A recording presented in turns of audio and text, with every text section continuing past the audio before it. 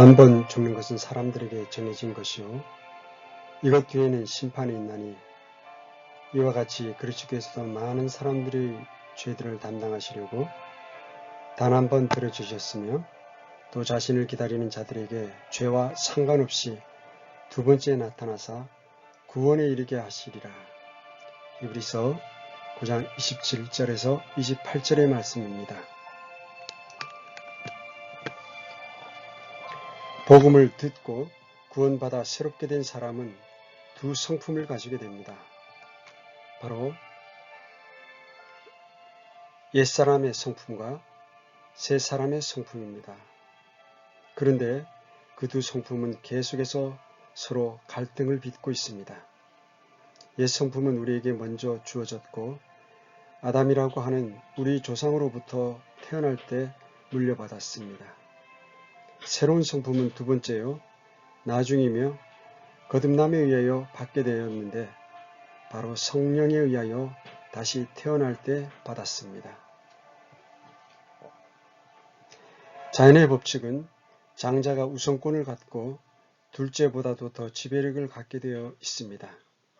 이것은 맏아들의 법칙이며 나이 많은 연장자가 더 우선권을 갖는 법칙입니다. 장자는 일정한 권리와 특권을 갖고 있습니다. 단지 장자라는 이유 때문입니다. 그렇기 때문에 옛 아담의 성품 역시 먼저 태어났다는 이유로 새로운 성품에 대해서 아주 우월감을 갖고 자기 자리와 권리를 빼앗기지 않으려고 어마어마한 전투를 벌입니다. 그런데 그것이 바울에 의해 다음과 같이 묘사되었습니다. 갈라디아서 5장 17절입니다. 육신은 성령을 대적하여 욕심을 부리고 성령은 육신을 대적하나니 이 둘이 서로 반대가 되므로 너희가 원하는 것들을 너희가 능히 하지 못하느니라. 옛 성품은 자기가 먼저 있었다는 이유 때문에 자기가 인간들을 통치하겠다고 주장합니다.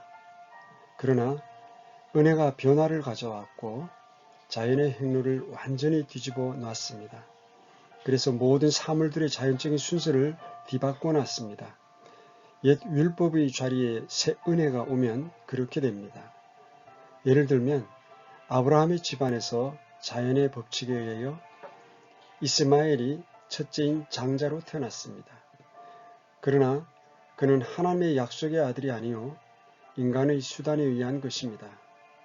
그러므로 은혜가 말씀하시기를 이삭 안에서 메시가 부름을 받을 것이기 때문이라. 창세기 21장 12절에 말씀하셨습니다. 하나님께서 말씀하시기를 형이 동생을 섬기리라 하고 야곱은 내가 사랑하되 에서는 미워하였느니라고 하셨습니다. 율법으로는 에서가 분명히 장남이지만 은혜에 대해서는 첫째가 나중이 되고 나중이 영 안에서 먼저가 됩니다. 그리고 형이 동생을 섬기게 될 것입니다. 이와 같이 그리스도인의 승리는 첫 번째 출생한 육신을 진멸함으로써 오며 주께서 성령으로 우리를 주관하게 되는 데서 승리가 오게 됩니다. 지금 여러분에게 말씀드리는 이 서론이 바로 히브리서의 공부에 조명을 제공해 주실 겁니다. 이 히브리인들은 율법주의로부터 구원받았고 여러 가지 규례의 율법으로부터 구출되었으며 그리고 은혜의 자유 위에 놓였습니다.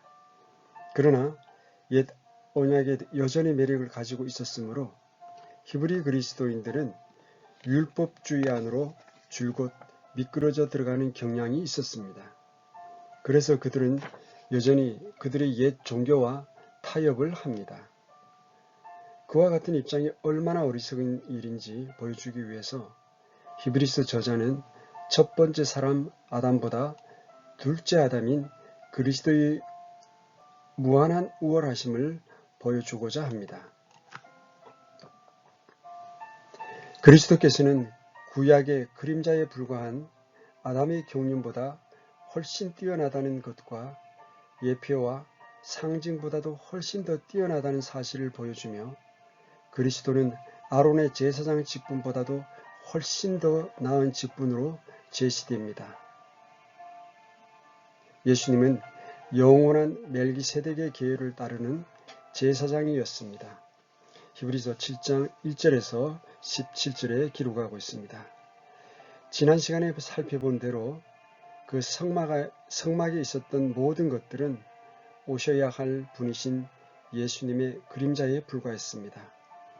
그 다음 주님께서는 모든 섬김보다도 더 나은 분으로 제시되었습니다. 본문에는 옛 언약보다도 그리스도께서 우월하시다는 사실이 설명되어 있습니다. 율법은 그 어떤 것도 완전하게 하지 못했습니다. 완전한 율법은 오히려 완전함을 만들어내지 못했습니다. 율법은 이 세상에서 최고로 훌륭한 사람에게라도 저주와 정죄를 안겨줄 뿐이었습니다. 왜냐하면 1500년 동안이나 이스라엘이 율법 아래에 있었고 그 외에도 많은 종교의식법과 규례들도 있었고 1500년 동안의 투쟁과 수고와 애씀에도 불구하고 그들 중 단 한 사람도 그 율법을 지킴으로 구원받지 못했기 때문입니다. 그들은 율법 아래에서 완전히 실패했습니다. 그들은 1500년 동안을 완전한 율법 아래에 있었지만 온 우주에서 가장 중대한 범죄를 저지르고 말았습니다. 자신만 율법에서 실패한 것으로 모자라 오히려 하나님의 율법을 아주 세세한 부분까지 다 완전히 지켜내신 단 한 사람을 살해한 것입니다. 그야말로 우주에서 제일 큰 죄를 저지르고 말았습니다. 예수님께서 이 세상에 오셨고 율법을 성취하셨고 율법이 원하는 죄값을 치르셨고 우리를 대신하여 그 율법의 저주를 대신 지셨고 이제는 우리에게 율법의 행위가 하나도 필요 없이 구원을 은혜의 거저 주시는 선물로 제공하고 계십니다. 아마 어떤 사람은 이렇게 추측할 것입니다. 자, 이만하면 족하지 않느냐? 인간으로 하여금 다시는 율법 아래 놓이지 않도록 해준 것으로 충분하지 않느냐? 그런데 실제로 보니까 인간의 옛 성품이 얼마나 부패했는지, 얼마나 끈질기고 적극적인지, 구원받은 후에도 하나님의 은혜의 선물을 받는 대신 자아와 육신의 행위로 되돌아가고자 합니다. 이것이 바로 갈라디아 그리스도인의 성품에서 나타난 모습으로 그들에 대해서 바울은 갈라디아서 3장 3절에서 다음과 같이 기록했습니다. 너희가 그렇게 어리석으냐? 너희가 성령 안에서 시작했다가 이제는 육체로 완전해지고자 하느냐? 이것이야말로 또한 히브리 성도들의 문제였습니다. 그들은 은혜로 구원을 받았으나 다시 율법주의를 향해 뒤로 미끄러졌습니다. 옛 성품은 율법에 푹 젖어 있어서 종교의식과 여러가지 예표와 그림자 같은 종교제도로 물러서므로 은혜의 하나님으로부터 바로잡음이라는 징계를 받아야만 했습니다. 율법은 인간을 더 성숙하게 만드는데 실패했습니다. 왜냐하면 율법은 사람을 구원하고자 주어진 것이 아니요 하나님의 성품을 회복하게 하려고 만들어진 것도 아니며 인간이 얼마나 큰 죄인이며 은혜를 필요로 한다는 것을 입증하고자 주어진 것이기 때문입니다. 그러므로 율법보다도 예수님이 더 우월하다는 사실이 히브리서 8장 6절에서 8절 말씀에 기록되어 있습니다. 그러나 이제 그분께서 더욱 뛰어난 섬김의 직무를 얻으셨으며 그것에 의해 또한 그분은 더 나은 약속들 위에 세워진 훨씬 더 나은 언약의 중재자이시니라. 만일 그 첫 언약이 흠이 없었더라면 둘째 것을 구할 여지가 없었으려니와 그들에게서 흠을 발견하시고 그분께서 이르시되 주가 말하노라 보라 날들이 이르리니 그때 내가 이스라엘의 집과 유다의 집과 새 언약을 맺으리라.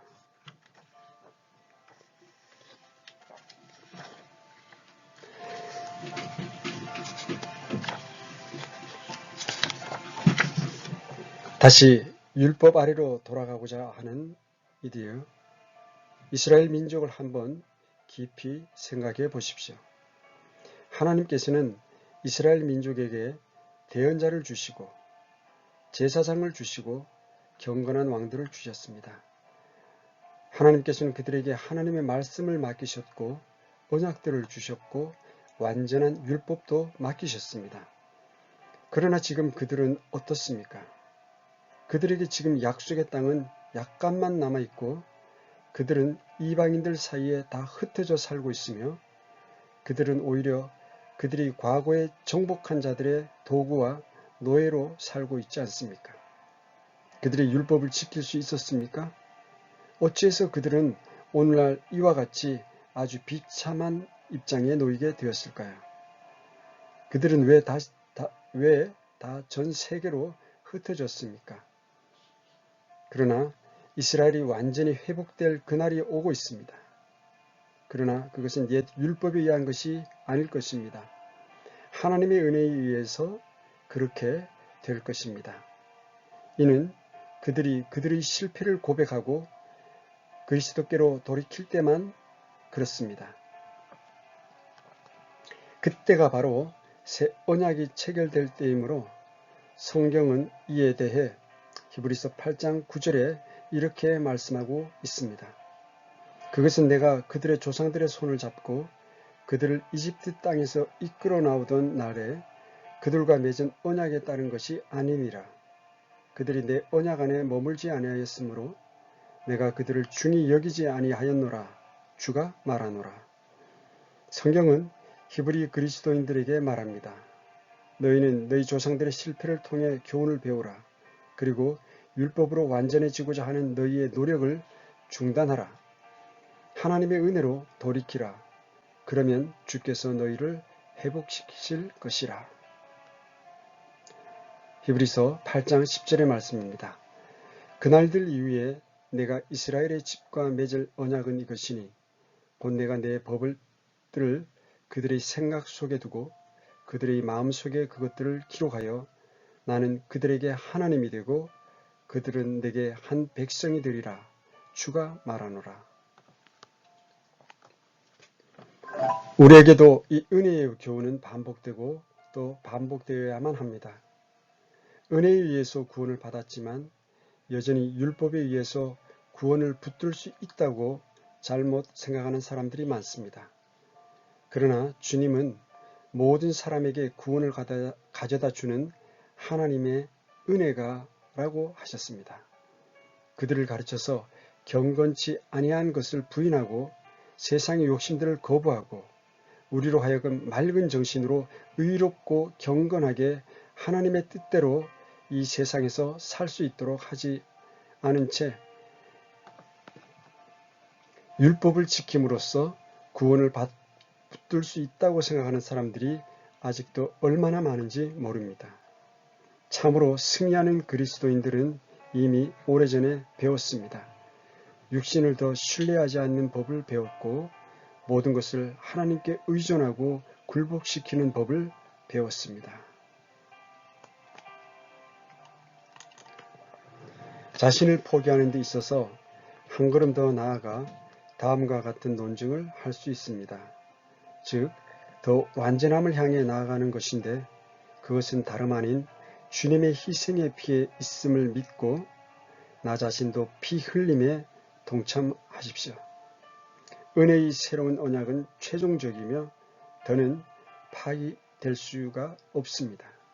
그 새로운 언약은 예수 그리스도의 마지막 유언입니다. 바로 이것이 예수님의 죽으심과 피 흘리심과 예수님의 완성하신 사역을 신뢰하는 모든 자들에게 깨칠 수 없는 인치심과 확실한 보장이 되신 것입니다. 이 논증은 히브리서 9장 16절에서 17절에 기록되어 있습니다. 상속 언약이 있는 곳에는 또한 반드시 상속 언약하는 자의 죽음이 필히 있어야 하나니 상속 언약은 사람이 죽은 뒤에라야 효력이 있고 상속 언약하는 자가 살아있는 동안에는 아무 힘이 없느니라. 죽음에 의해서 확정되기 전에는 그 어떠한 것도 효력을 발생할 수 없습니다. 유언자가 죽기 전까지는 그 유언은 바뀔 수가 없고 취소될 수가 있고 파기시킬 수가 있습니다. 그러나 유언한 사람이 죽으면 그 마지막 유언은 그대로 남게 됩니다. 효력이 있게 됩니다. 이 죽음에 대해서 피 흘림은 주님이 죽으셨다는 증거입니다. 구약 성경 전체에 걸쳐서 아벨의 희생으로부터 시작해서 셀 수 없이 많은 동물들의 피가 그와 같은 죽음을 선포했습니다. 죄의 삭은 사망이라. 그리고 그 구속의 대가는 피로 나타났습니다. 그러나 모형으로 보여준 모든 짐승의 피로도 죄를 제거할 수는 없었습니다. 그 증거로는 그들이 계속적으로 동물의 피로 제사를 지내야 한다는 것이고 계속 반복되었다는 것입니다. 율법에 의해서 흘려진 그 피제사는 죄를 제거하지 못합니다. 그러므로 이젠 우리도 연습이 아니라 실천해야 합니다. 히브리서 10장 2절에서 4절 말씀입니다. 그랬더라면 경배하는 자들이 한 번에 깨끗하게 되어 더 이상 죄들을 의식하지 아니하였을 터이므로 그것들을 드리는 일을 그치지 아니하였겠느냐.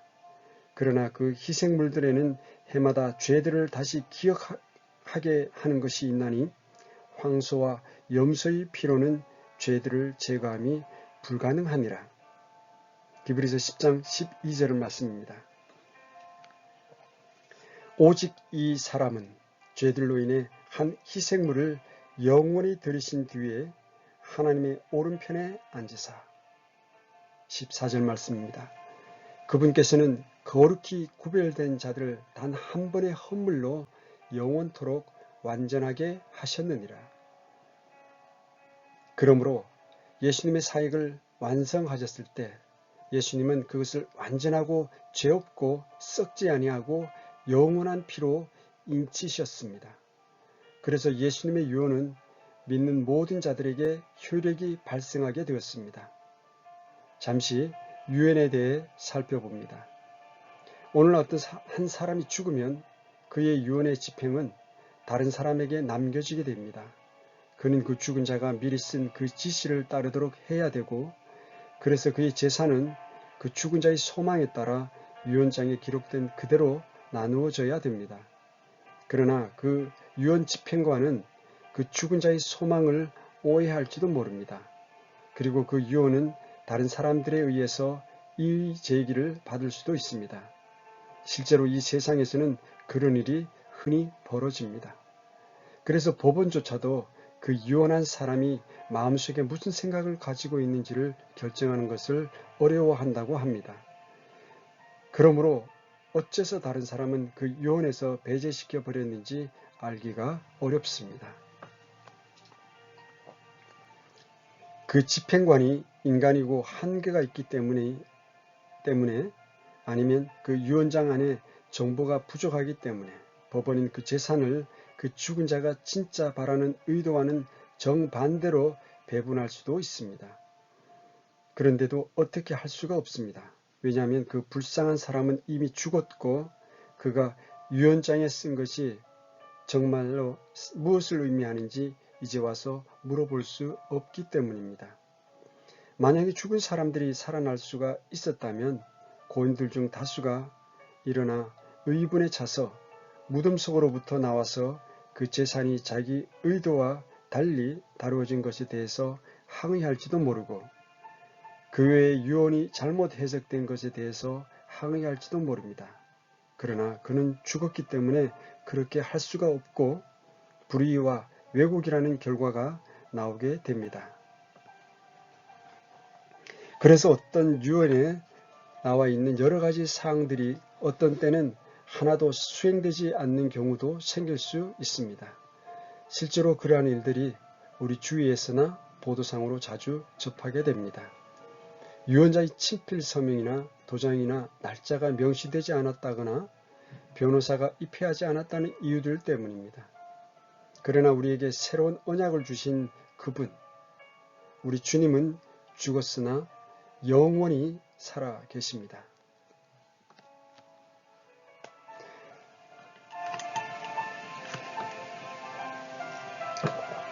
우리 주 예수 그리스도께서 남기신 유언은 이 세상 사람들의 유언과는 확연히 다릅니다. 그분은 자신의 유언을 작성하셨고 그 유언을 우리에게 남기셨는데 그것은 은혜의 언약이었습니다. 예수님은 죽으실 때 그것을 예수님의 피로 인치셨습니다. 여기에 놀라움이 있습니다. 즉, 유언에 나와 있는 모든 사항들이 문자적으로 그대로 시행되도록 모든 필요를 공급하시는 분이 바로 자기 자신입니다. 왜냐하면 예수님께서는 예수님 자신을 집행관으로 임명하셨기 때문입니다.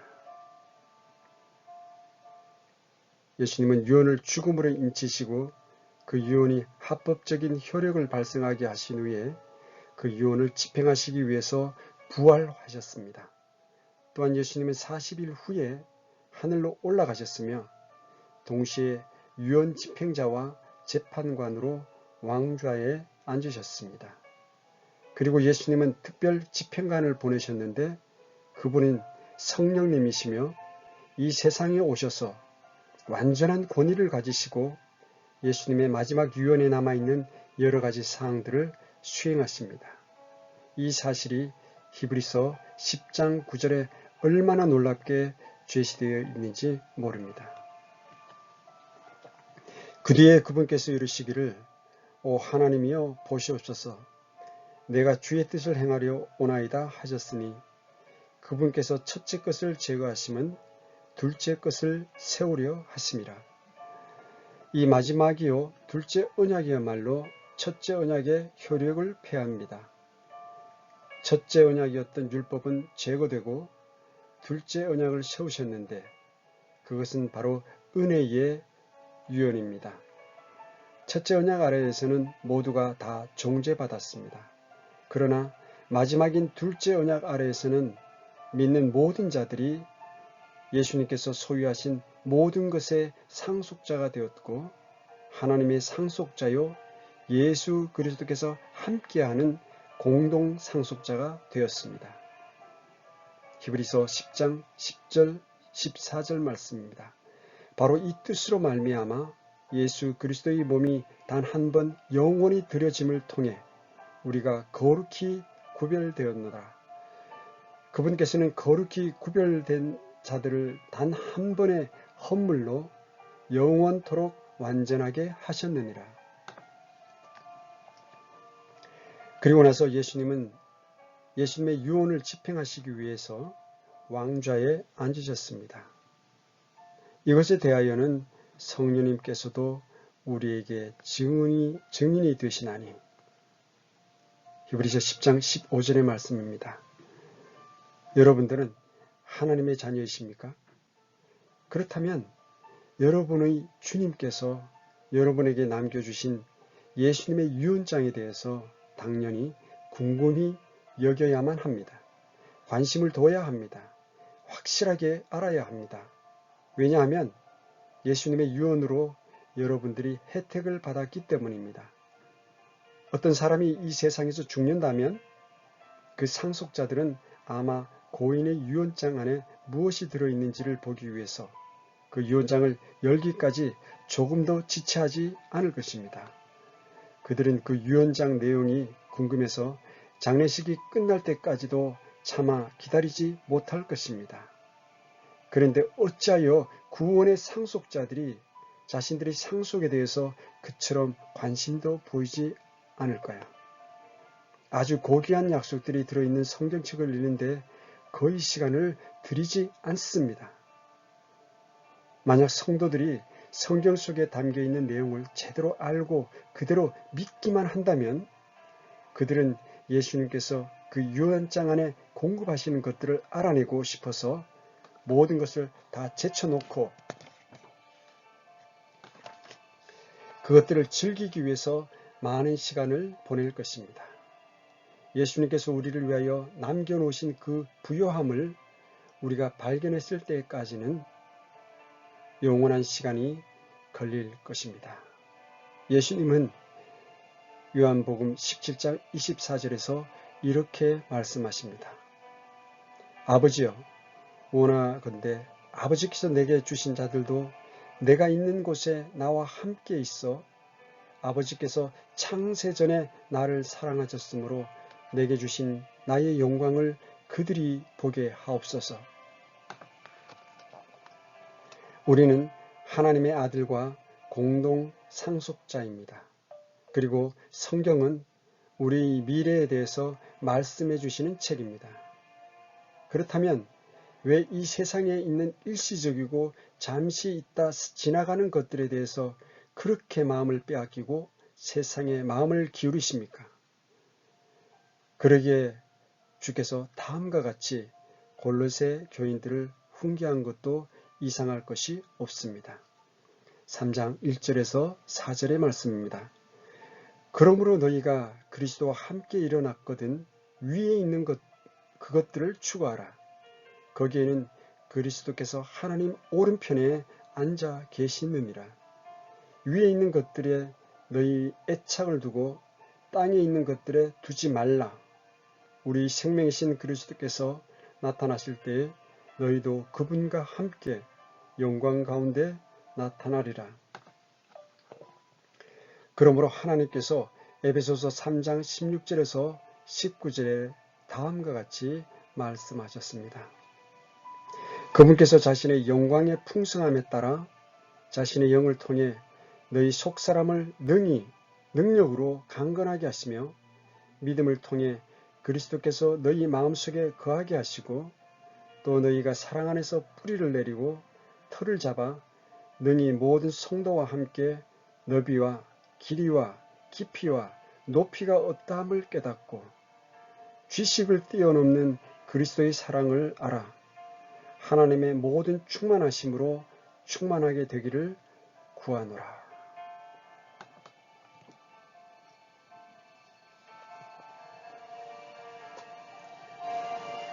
오늘 이 시간에는 은혜와 율법에 대해서 함께 나누었습니다.